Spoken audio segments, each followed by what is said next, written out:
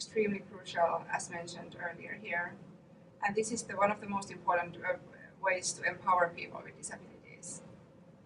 The inclusion of disabled children in mainstream schools effectively promotes the completion of primary education.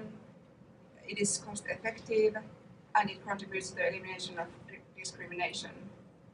The success of inclusive education systems depends largely on the country's commitment to adopt legislation targeting this issue, but also to provide policy direction and establish infrastructure and capacity for implementation.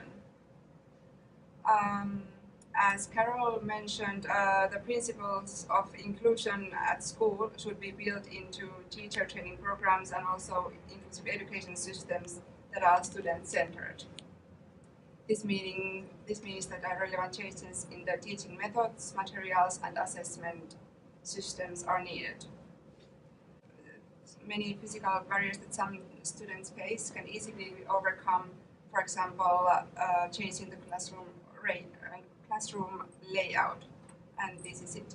But of course, some children will need some additional support, including specialist teachers, assistants, or therapy.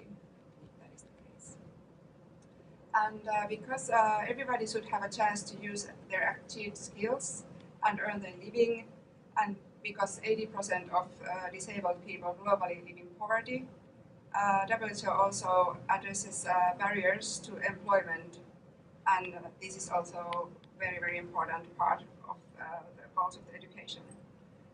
Here, anti-discrimination laws provide a starting point.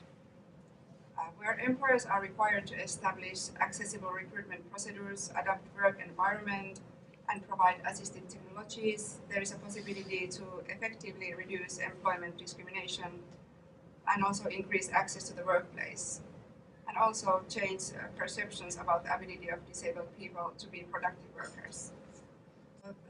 These tasks at education institutions and workplaces, a range of financial measures such as tax incentives and funding for accommodation can be considered. And also where the informal economy predominates, it is important to promote self-employment for people with disabilities and facilitate access to microcredit, for example, through better outreach and accessible information.